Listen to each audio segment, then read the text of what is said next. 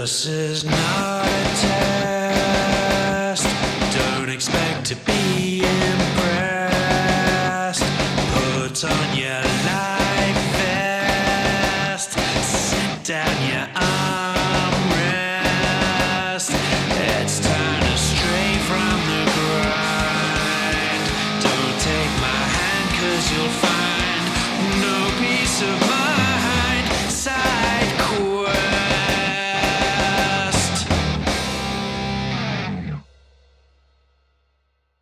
Hi there, and welcome to Side Quest, the episode we do in between our adventures, where instead of fighting wizards and dragons, we fight television and opinions.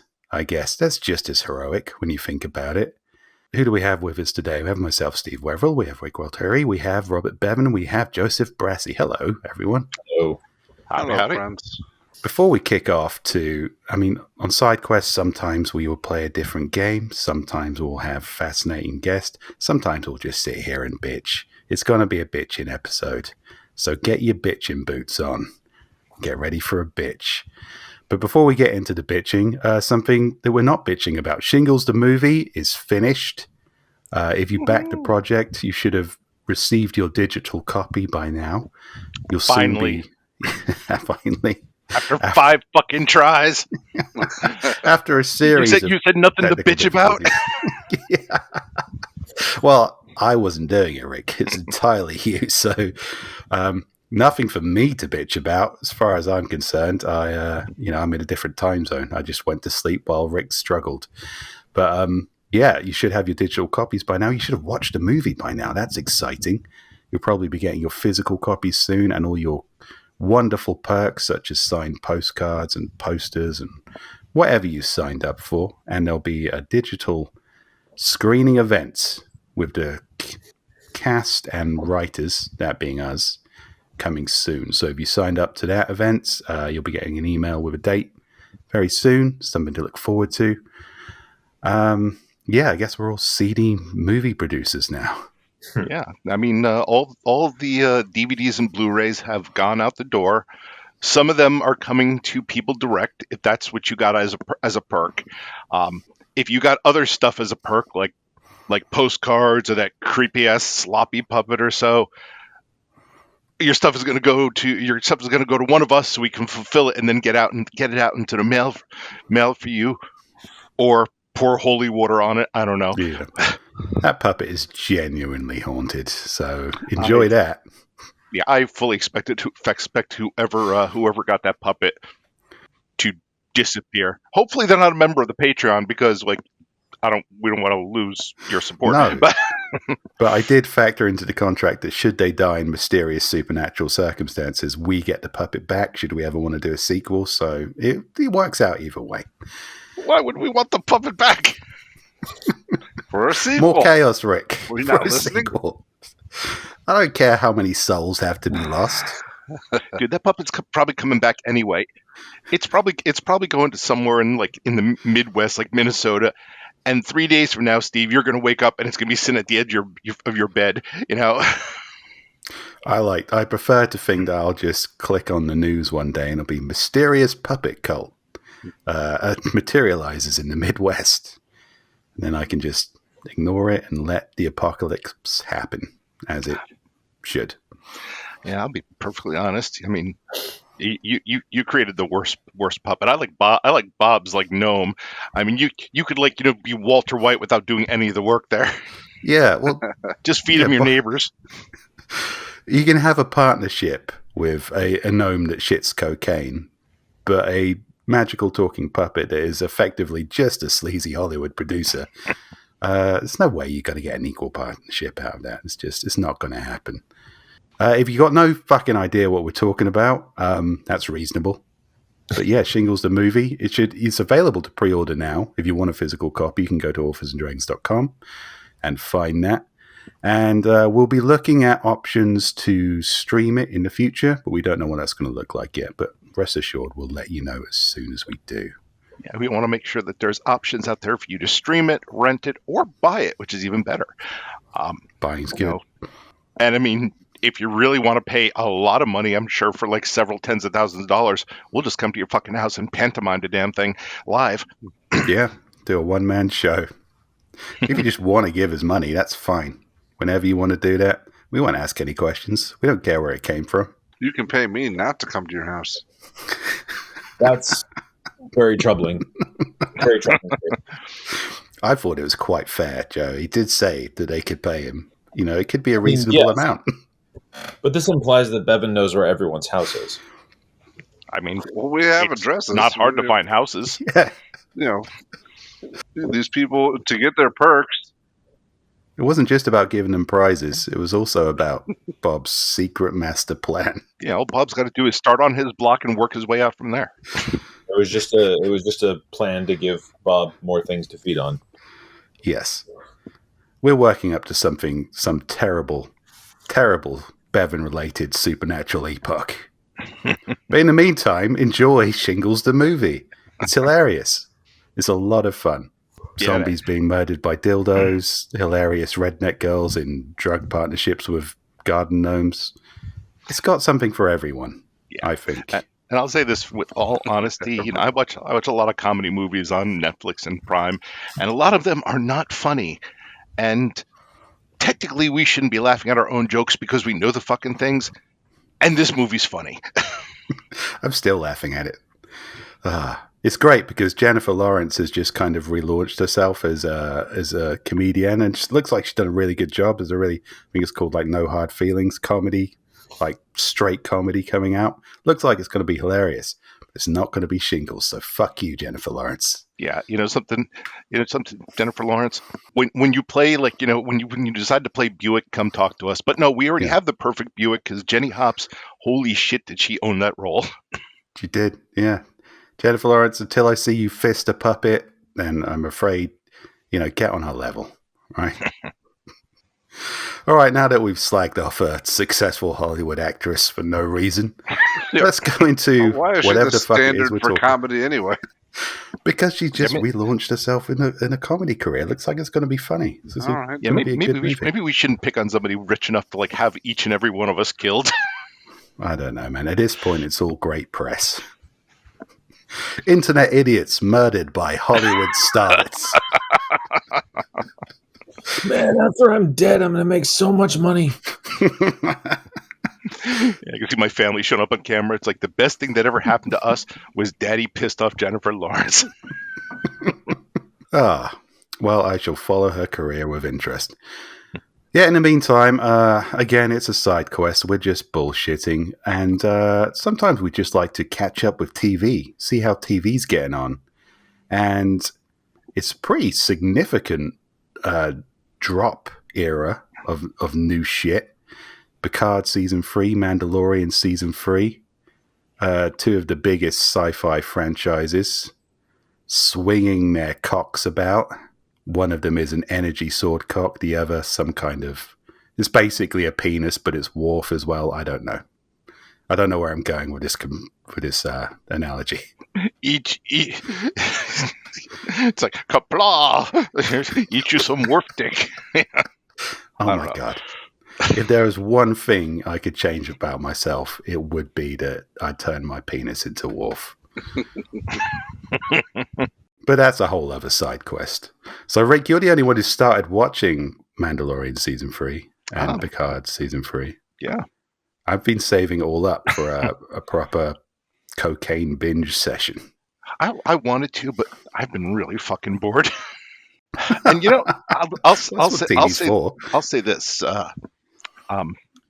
Let's start with Picard. I didn't like Season 1. I absolutely fucking hated Season 2. But I didn't even do Season 2. Season 3 is pretty good so far.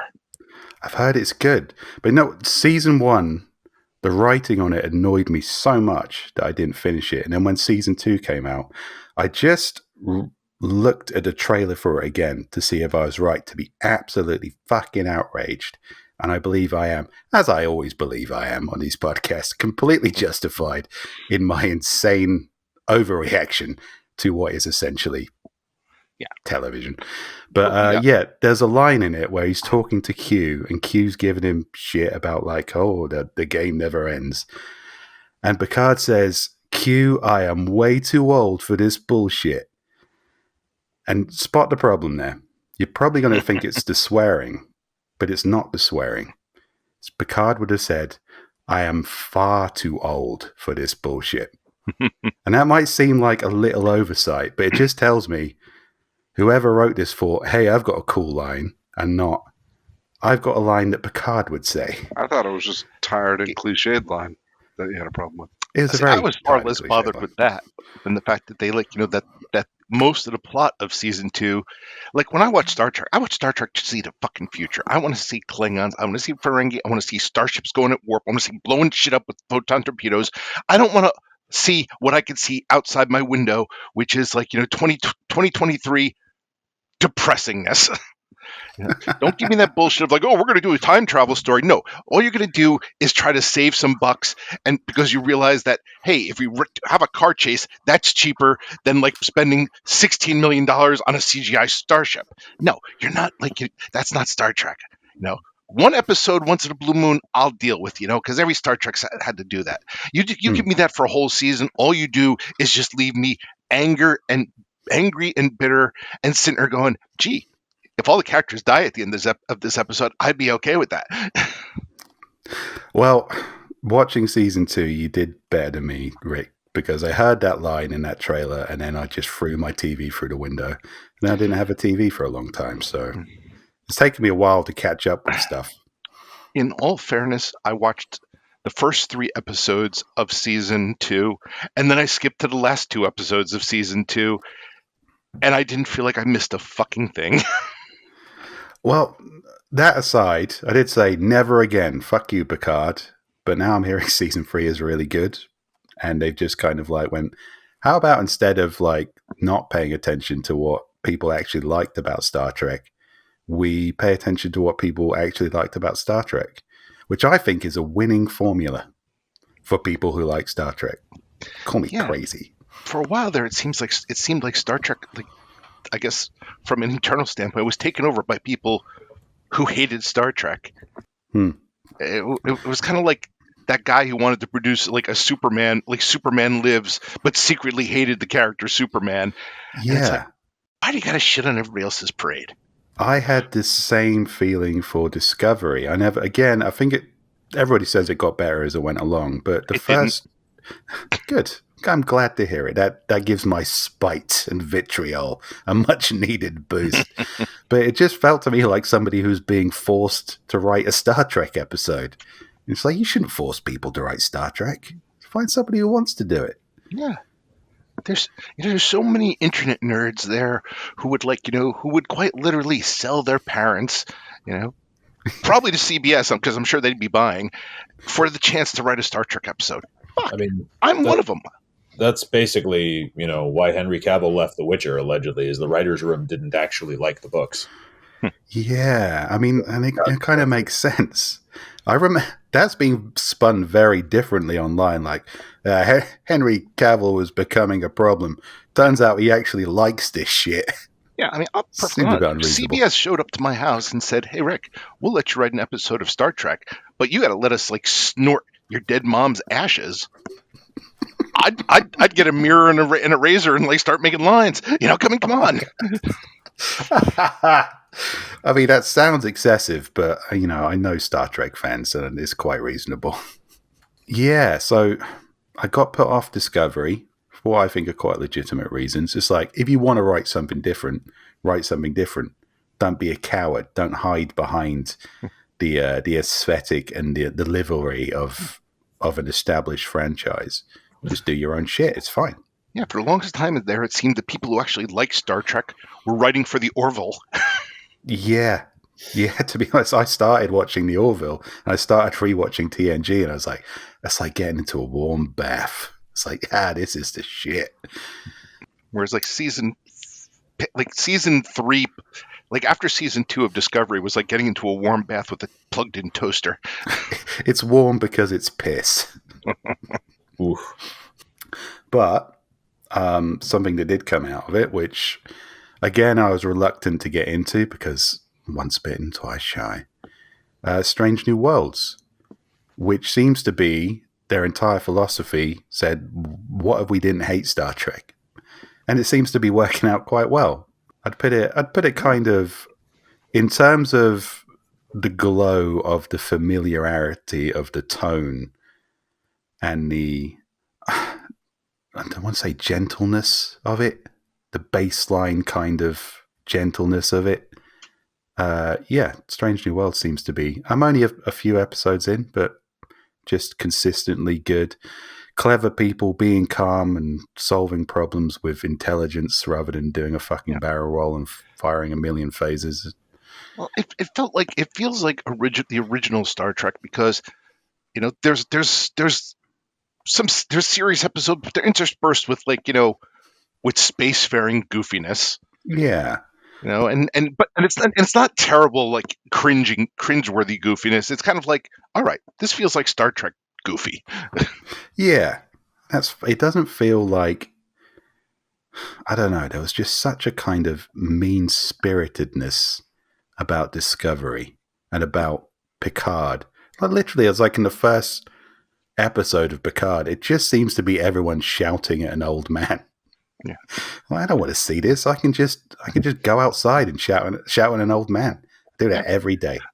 The first couple seasons or first couple episodes of Picard were like when DC put out Titans, and they were using it as a promo, Robin sitting there going, "Fuck Batman," they were trying to be cool and edgy and mostly failing at it, and that's what Picard felt like almost like he turned to the camera and be like, "Fuck Starfleet."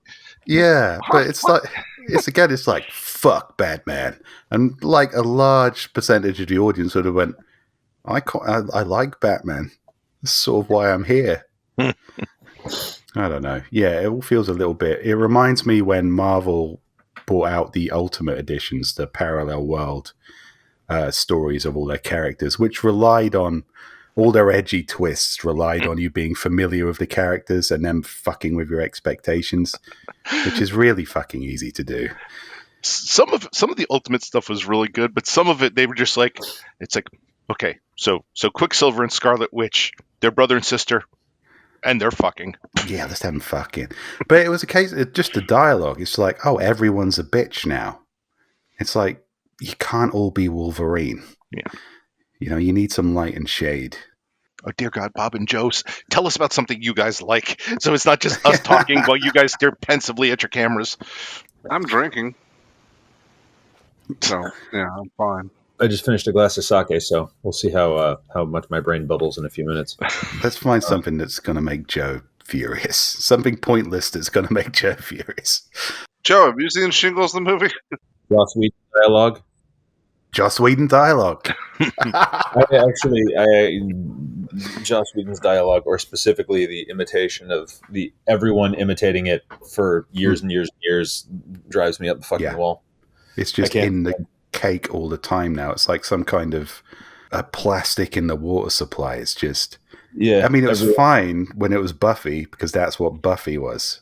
Also, they were teenagers, and now everyone's talking like super quippy teenagers, and everyone is quippy, and everyone has a joke, and the thing that really infuriates me about that style of talking, I think, and honestly, Joss Whedon isn't the first one to do it. Aaron Sorkin did it before him, but it's a way of talking where every dramatic, serious, and emotionally weighted moment has to be broken up by a joke. And usually a moment where the character kind of winks at the audience to let you know that this isn't going to be one of those shows where things are serious. Yeah, I know. I remember, here's the thing. I remember in the Marvel franchise, which they're basically comedies. They are it's consistently funny movies. But that scene in Avengers 2 where Hawkeye's talking to Quicksilver and none of this makes sense, man. I'm a guy with a bow and arrow, and basically just licks the camera. Okay, that's fine if you do it once, but then you get into more modern Marvel movies, and all of a sudden everyone's the self-referential funny guy. It's like, I would find this insufferable if I was just out with you guys for a drink. It's like, you can't all be the funny guy all the time. You can't just be quip, quip, quip, quip, quip, because it's tedious. Also, I'm like, as a horror fan, I enjoy the roller coaster, but too much of that roller coaster ruins it. There's a movie out there called The Prophecy. It has Christopher Walken, and there are points where it almost approaches kind of like disturbing, scary thing territory. Except they keep ruining it by having him just throw out ridiculous quips. And it's like, you could have been this could have been a really good movie, except he's busy throwing out one-liners that I'm like, that it strikes me that an ancient angel of death probably wouldn't make. Yeah. Again, kind of Whedonism is like, isn't this wacky? We're in this crazy situation, which would never happen in real life. Isn't that wacky? It's like, no shit. That's why I'm watching television. Again, if I want real life, I will go outside, which I do not want to do. One show that just got canceled was Disney Plus's Willow. And I can't say I'm really sorry to see it go because it was so full of fucking anachronisms. Ooh. Like, the movie had moments of goofiness. I didn't know that was out yet. I was waiting. I was kind of waiting to see that. Something that there's a word that's really begun to annoy me recently. I see it on the internet, and something will happen, and it'll be like, they'll say, finally a Willow series. I'm like, who thinks like that? No one was waiting for a Willow. It's like, it's a movie I saw when I was 8 and I loved it. Then I saw it when I was 15 and thought, oh, I remember loving that when I was 8. And I never thought about it again. And it's still fine. It was a great little piece of nostalgia. But who's saying like, oh, finally, a series about Willow? I was really itching to know what happened after those events. Well, I was itching to find out what happened after those events, but I did like the movie. I watched it more, within the past couple of years. I watched it again, and still, I think a charming it held up movie. well. Oh, yeah. It's charming. Yeah. But the humor is kind of topical in it. Like, it makes sense for it's a lighthearted, fantasy romp. Whereas the show basically just had everybody acting like, once again, like teenagers from 90210 cosplaying as people in Willow's world. 90210. I'm not happy Rick, to hear that. You just dated us severely. I know. Yes, they were. And I don't mean the remake. No, you're getting into that Jason Priestley shit. You could have said the OC. I think that's a thing that young people used to like about 15 years ago. They're like characters like from Saved by the Bell. Kids like that. That's the thing, man. They keep on remaking shit. Our references are fresh as fuck. Yeah, but they don't remake it good. That's the problem. Well, they never should have Did the world need a serious remake of The Fresh Prince of Bel-Air? No, I don't know who asked for that. There's something about capturing a tone. And you can even look back to TNG. The first season was disastrous because it was trying to be like the original series. And then it found its voice, and that was fine. But you can't keep that. We should have learned lessons from that. That was a while ago. But speaking of serious remakes, and this is something I'm a little bit torn about, but I think everybody universally likes Andor, the new Star Wars series. Never seen it. I haven't seen it either because I don't watch things, but I've heard, universally, except for everyone on this podcast. I've heard really good things about it, but I think to enjoy it, you have to enjoy like slow burn political thrillers, and if you don't like that in Star Wars, then it's probably not going to be. I think you've just summed it up. Rick, you had the same problem. You've started watching it. Yeah, I've heard it gets much better after episode 1, but I literally fell asleep 4 times trying to watch episode 1, and by the end I was like, this is not me. I'm not turning narcoleptic. This show boring this shit out of me. Yeah. No, to be honest, it gets better after like episode 4. You know, they really stick with it. It's really slow burning. Yeah, I mean, if I have insomnia, I'll try to catch up then. Star Wars. Wait. You watched 2 seasons of Picard that you fucking hated, and then, but you won't give a. But he was you won't go through episode 4. Exactly. I was hating it while I was awake.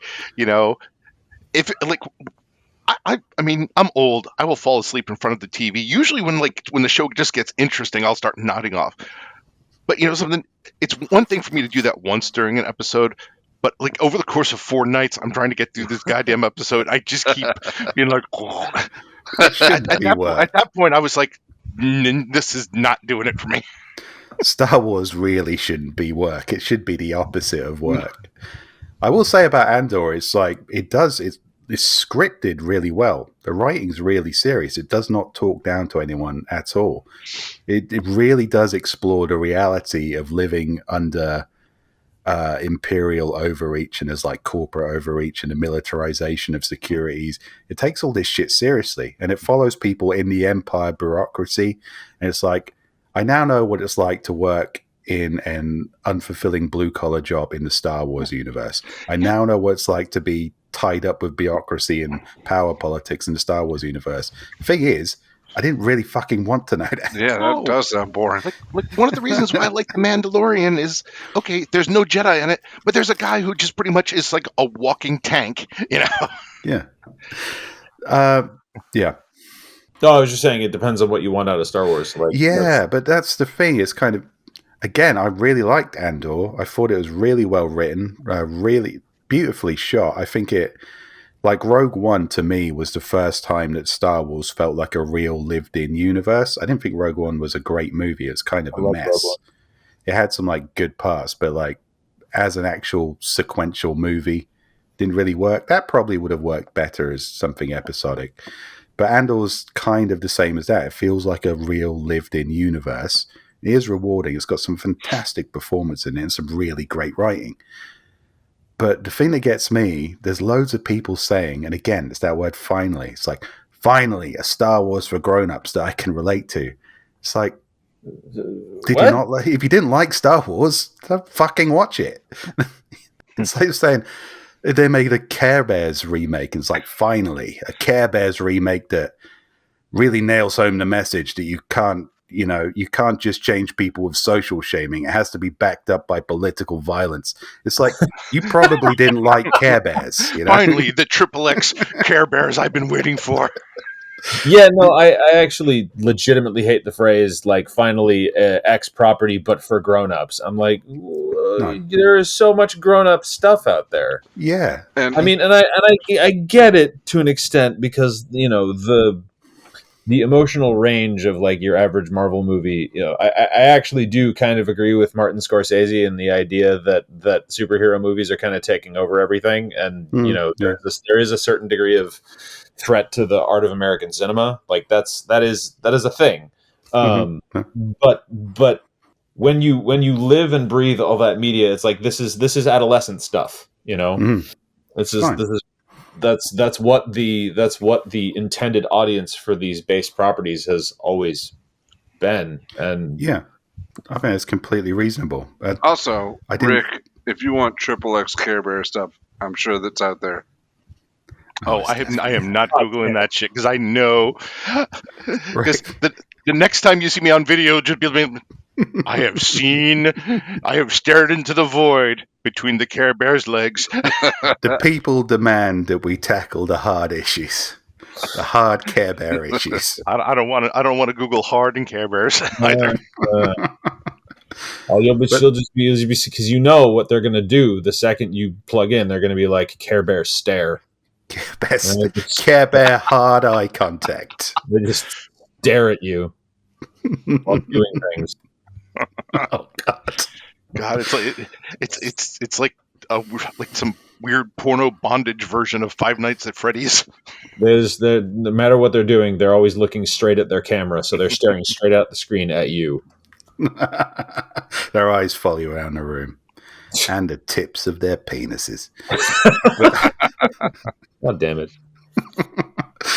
But yeah, I agree with Joe. It's like, if you wanted hard sci-fi, that already exists. You can go and have that. You can go support stuff. I'm not really into The Expanse that much, but people fought for that because it was giving them something they wanted. And Star Wars doesn't have to be that. It can be. And then, like I said, as you said, Andor is good, so I'm not shitting on Andor. But yeah. No, it is good. I don't blame it. It's just the finally thing that confuses the finally thing is just annoying as fuck. Yeah. You were just sitting around waiting for Star Wars to become this different product when you could have been supporting other products. Yeah. Yeah, it's like all these things exist in the realm of fanfic, so either go read it or write it. Well, let's not send people down that rabbit hole, Rick. They never come back. That's how you get Care Bear porn.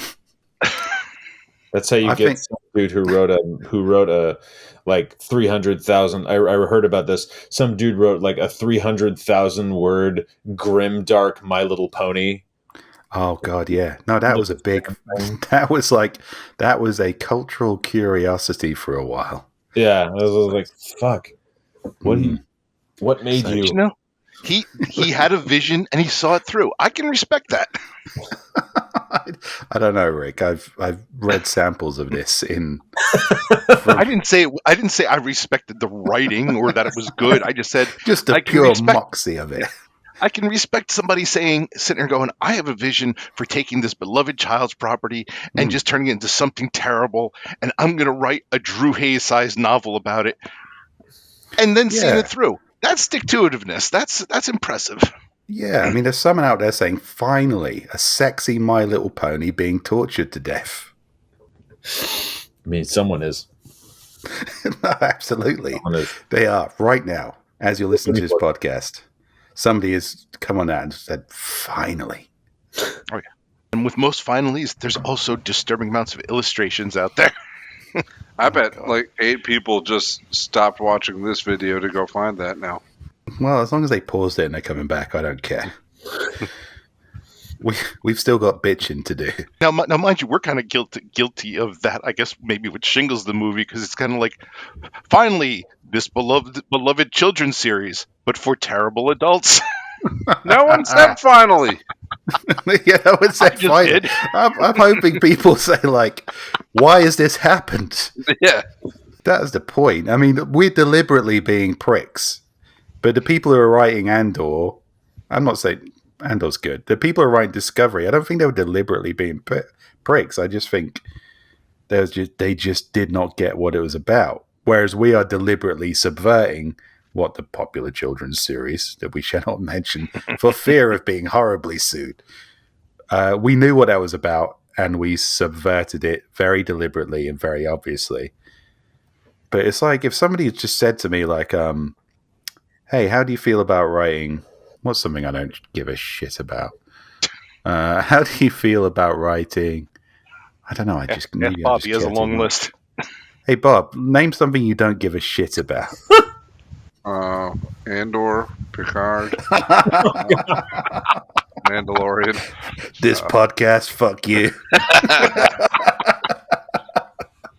Harry Potter. I never gave a shit about Harry Potter. All right, yeah, Harry Potter. That works too. But if somebody had asked me to write Harry Potter, I'd be like, I can write Harry Potter, but it's going to be very sarcastic.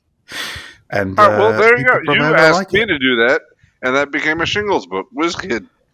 Yeah, but you're deliberately being a prick. But if somebody had sincerely asked me, it's like, oh, we need a writer on this 8-part Netflix series based around the Harry Potter universe. I'm like, I'd be like, you've got the wrong guy. I probably would have written universe. The same thing. Yeah, you would have.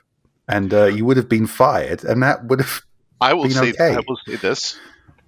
You will say you've got the wrong guy up until the point that they that they hand you that bag of money, and then it's like, I wouldn't. Okay. I would. I'd be like, here's your terrible Harry Potter. Give me just as long as the check clears. Harry Potter and a guy who did not give a fuck. Yeah. I don't work for no turf. Well, that's a whole different thing. Yeah, we're talking about a franchise, but a franchise idea. Insert X franchised idea. Yeah, if somebody asked me to write for CIS, I don't give a fuck about CIS. I don't watch fucking dramas. But if they if they're like, here's the check, and I look at it and I'm like, fuck it. Yeah, I mean, I'll give it a go. Yeah, whatever the fuck. CIS. Right. It's just a butler in every episode of CIS. But yeah, that's why I didn't like Discovery, because it felt like they were just forcing someone to write Star Trek. And why would you do that? It's like, yeah, we need to unleash a new Star Trek series. And the first thing we do is just put in the airlock everything I don't like about Star Trek, which coincidentally happens to be what, most people like about Star Trek. Well, something, they might have been able to get away with it if they had put it in like the J.J. Abrams universe. Because that kind of did its own little spin-off there. Everybody acknowledged it was a separate timeline, different shit happened. You could probably get away with it there. But in the main universe, there's too much established canon. Yeah. It's kind of like when they did that Doctor Who movie where they said, "Oh, the Doctor's half human," and and he lives in New York or whatever the fuck that thing was, where a lot of people were like, "Again, put the fucking brakes on." Yeah, we're going to do a Doctor Who movie, but we decided we don't really like Doctor Who, and it's a bit shit, and you guys are weird, so we're going to do something entirely different. Yeah. I'm still not convinced anybody likes Doctor Who. It's a conspiracy, mate. It really is. Red Dwarf is right there. That's Doctor Who for people with substance abuse problems. Finally, Doctor Who for people with substance abuse problems. But yeah, when I'm arguing with people online, and in between me threatening to send them envelopes filled with anthrax, they do say like, "Oh well, this Star Trek is in the different universe." I'm like, well, say that up front and fucking commit to the bit.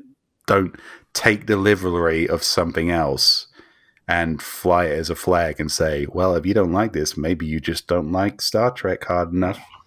That's what annoys me when they fall on things like that for like defending stuff where it's like, oh, if you don't like this, you must be some sort of bigot. No, it's possible to not like something with a super diverse cast simply because the writing is bad. It's true. We've really got into, and I actually do try and avoid talking about it online. If I think something is in the us and them stage, I won't talk about it. When Ghostbusters 2016 came out, I didn't slag it off for a while. Because for a while it was in the us and them stage. It's like, well, if you're a good person, you're going to support this really fucking bad comedy. And if you don't, then you are some kind of sex offender. So I thought, well, I'm staying out of that fucking discussion.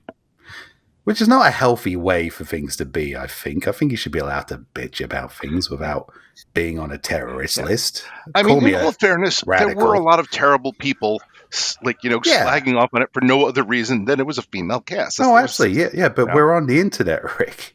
Statistically speaking, everything that happens on the internet is going to have a percentage of awful people. This is the Discovery you're talking about? Oh, we're still talking about Ghostbusters 16.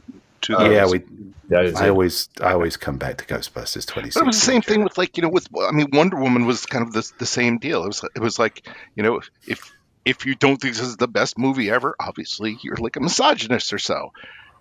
As opposed to being like, okay, in some parts of the movie were good, but the CGI was fucking terrible, and mostly it was kind of a ripoff of Captain America. The villain fight at the end was shit. But there were lots of charming bits in it, and I think Gal Gadot was a very great Wonder Woman. But thankfully that wore off enough.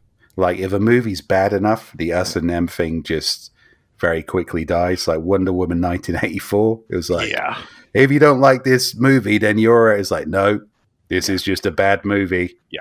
And, they tried that with that, and it was just like, you can dislike this movie. It wasn't very good. That's fine. I would like things to be a little bit more like that most of the time. I do hate the us and them bullshit. I do think it muddies the waters of innocent internet bastards bitching about stuff they basically get for free. So, which is what I think is at the core of the side quest experience. I mean, people are getting the side quest for free. Yeah. So bitch about it. You can bitch about as much as you want. Just link to Shingles the movies and while you're doing it. We are mostly bold middle-aged white men. This is fine. You can attack this as much as you want without it being some sort of political stage. If you don't like A&D side quest, why do you hate middle-aged fat bald dudes? Yeah, I think you're fairly safe in attacking side quest. Please do loudly on Twitter as much as you like. God, start a war about it, please. Yeah, I know. We could do it at clicks. I keep waiting for us to say something that will just be like, "Oh, look, 500,000 people jumped on us. They finally know who we are." All because Bevan finally said something that went too far. Finally, a Bevan for grown-up.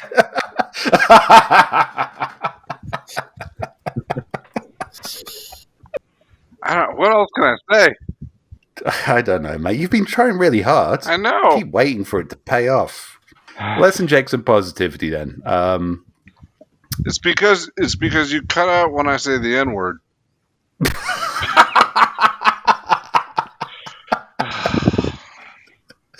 Oh God, that doesn't happen. My internet connection is kind of going out here. Yeah, man. Right.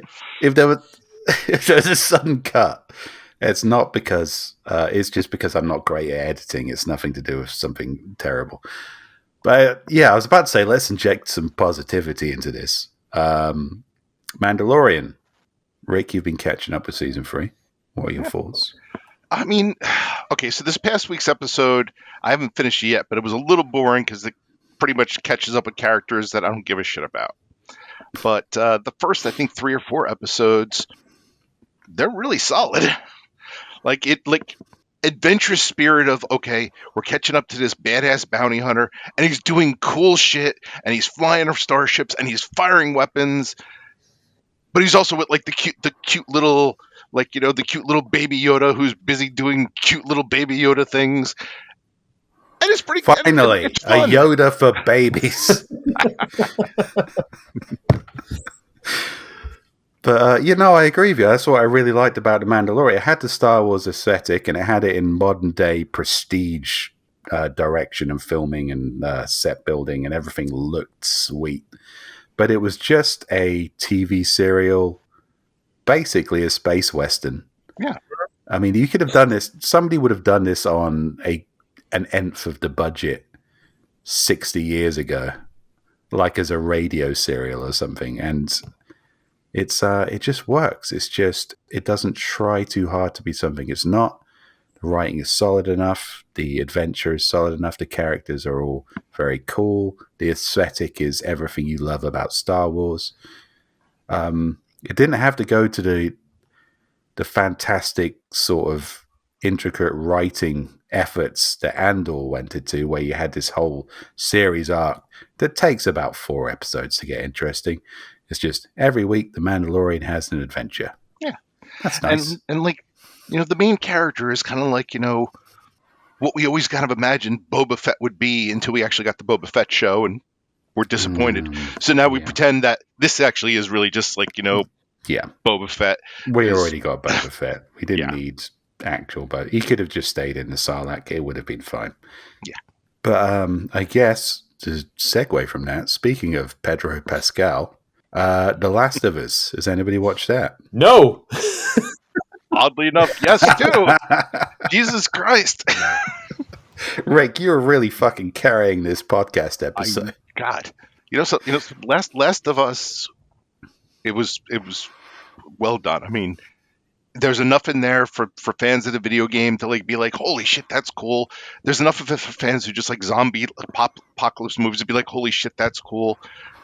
If you're just looking for some good acting and fun stories, it really did work. And if you really just like watching Pedro Pascal kill a lot of people, it also works, Yeah, sometimes that's all I think. I mean, every fetish is kind of served by this show. Yeah, great. No, I haven't watched it yet because I never played the video game, so I'm sort of thinking to myself, I should play the video game first. But then I remember I'm very lazy and I don't have much free time, so I might just watch it anyway. But I am glad. I mean, I think we've been out of it for a while, but I think now we are inarguably out of the stage of all video game adaptations are shit. I'm sure. I mean, some of them still are, obviously, but statistically, shit television happens. People looking to take advantage of established IPs are probably not the most careful of adapters. Uwe Boll, for example. I think this is this is prestige television based on a prestige video game. Video game adaptations kind of started to get better a few years ago, and I'm going to name a movie that I may be well disagreed on. I watched the live-action Warcraft movie, and I didn't hate it. I didn't hate it. It wasn't very Hollywood in its pacing. It felt a lot more like to be honest, it felt more like a Chinese historical epic, but with orcs. Yeah, it was, they did some really interesting stuff with the orc plot line, and especially, and I remember thinking as I was watching it, like, I don't think this is going to go anywhere because I don't think the audience base is there for it, and I don't think it just didn't hit the right way at the right time. But it was a solid movie. I didn't mind it. I was not everyone knows what Warcraft is. Yeah. You'd have to be living under a rock not to, but I'm not a big Warcraft player.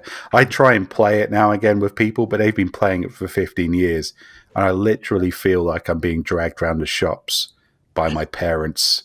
It's just like, oh, we're going over here now. It's like, I have no fucking idea what's going on because everyone's been playing it for 15 years. So when I watched a movie, it was kind of just as somebody watching a movie. Mm-hmm. I liked it. As a guy who enjoys fantasy movies, it's good. Yeah. I like the original, Warcraft games up until Warcraft 3 and stuff, because I don't really like playing video games with other people.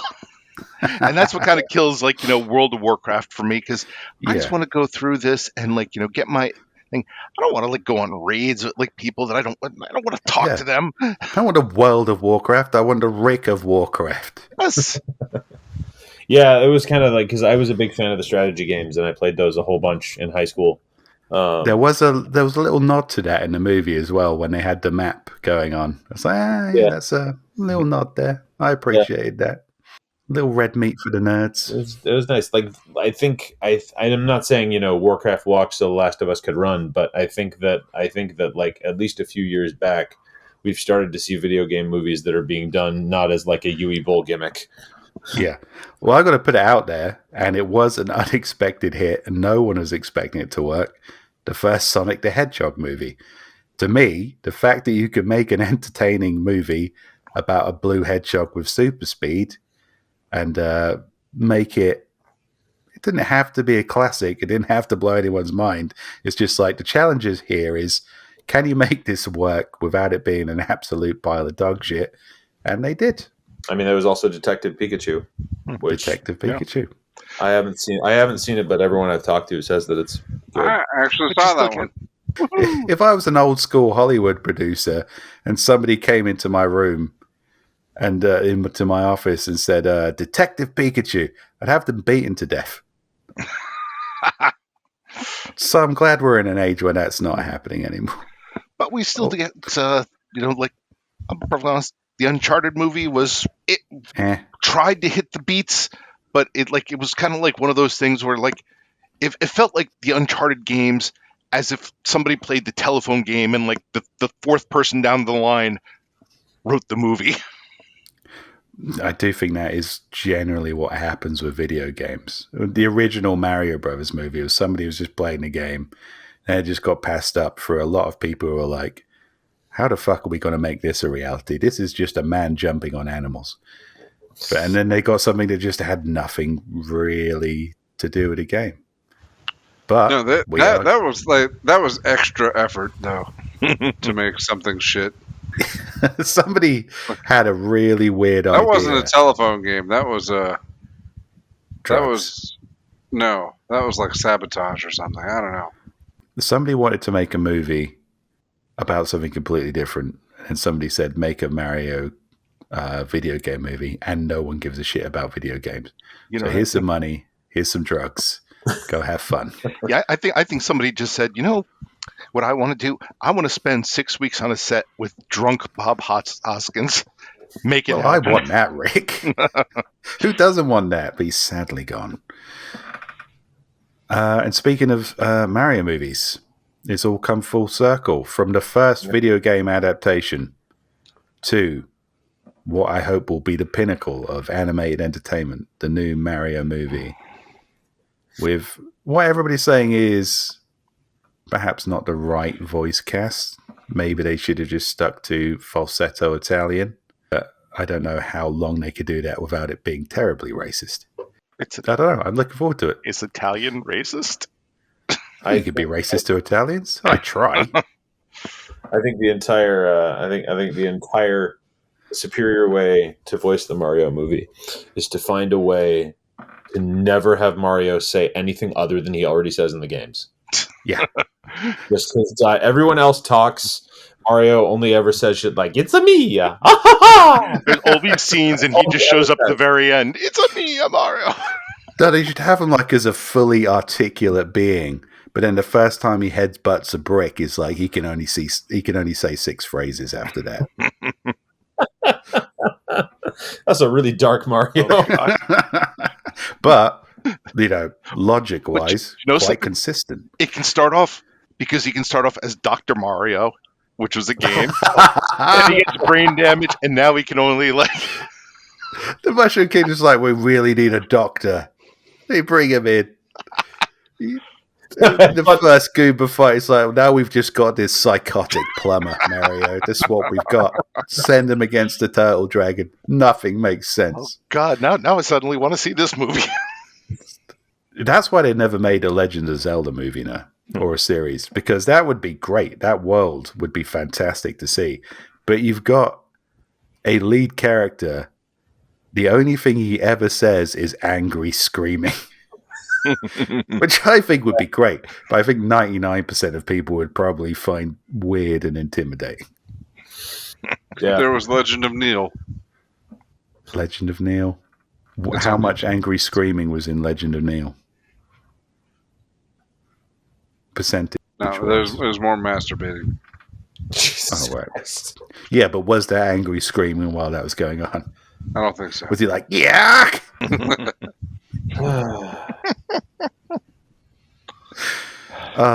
Now I'm going to have to Google that. Yeah, that's a fun series.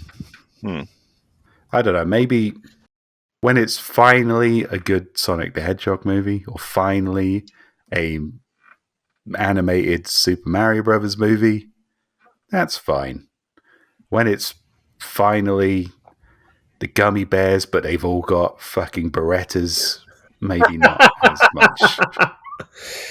The Gunny Bears? The Gunny Bears. Oh, man. Now I really think that should happen. I'm such a fucking hypocrite. The Gunny Bears. The Gunny Bears. They're back, and they're pissed.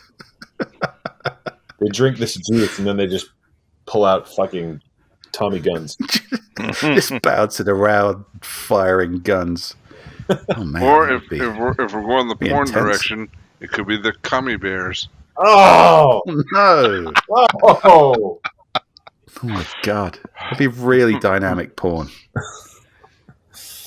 Oh, you'd have to get like professional gymnasts. Gummy bears with facials. Finally, gummy bears for grown-ups. All right. Well, this has been a solid hour of angry old man bullshit and inadvisable remake ideas. Anything else you guys want to throw into the pot before we wrap this up? Bevan, what remake do you want to see and ruin? Cummy Bears. Cummy Bears, just Cummy Bears. No, it's a solid choice, mate. You're not going to top that. I mean, I'm desperately trying to figure something worse than that, but I don't think it's going to happen. No, that's. I'm trying to think of something I could do with Teddy Ruxspin, but nothing's happening. I can think of a lot of things you can do with Teddy Ruxspin. Whoa, Rick! I mean, like Teddy Cockspin. Oh dear! I was talking about putting your dick in one. well, yeah. I mean, but if you're going to do that, you might as well put like a tape in of screaming. Finally, someone had the guts to say it.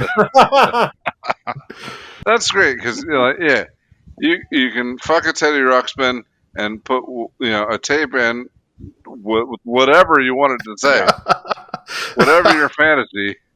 There you Dude, go. you can put a flashlight in a Teddy Ruxspin and record your own Jesus tape. Christ! And you can sell that on the internet for a lot of money. Hi, Daddy. It would be great if you could fuck my empty eye socket again. Oh, no. Yeah, I guess you don't have to put a flashlight in his Teddy Ruxspin. Finally. Oh, Jesus. There it is. Bevan, if you don't spend the next 6 months just hand-making Teddy Ruxspins, then you have lost an opportunity, my friend. Finally, a Teddy Ruxspin for degenerates. Oh, God. Teddy Ruxspin showing up at A&D Con would be terrible. Well, I think you just made it happen, Joe. August 11th. Yeah. If you cosplay as Teddy Ruxspin, Oh, I will God. buy you a drink, friend. I might even comp your ticket price. But only for the first person to turn up. If you're like the 12th Teddy Ruxspin, I've already lost interest. I would say that would get me kicked out of Portland, but honestly, Portland has the naked bike ride every year where just like hundreds and hundreds of people ride around the town naked on bikes. Yeah, we could have like 12 Teddy Ruxspins on unicycles, and they'd think it was art. It wouldn't be.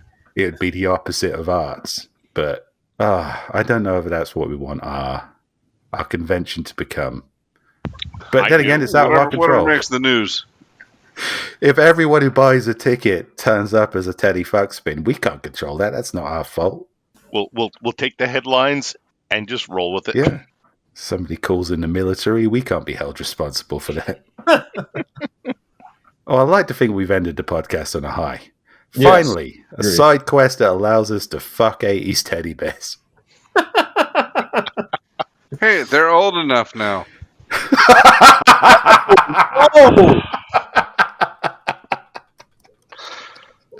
Oh, you're right, because that was my first concern.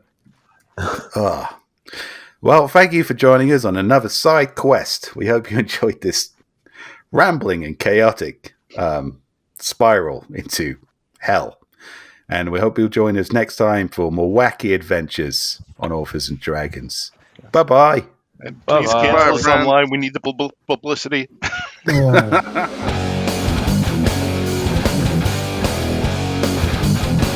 Authors and Dragons is brought to you under a Creative Commons license, meaning you are free to share this material so long as credit is given to those who created it, which is us, the people you just heard play the game. Opening and closing themes performed by the Gore Core 4. Authors and Dragons!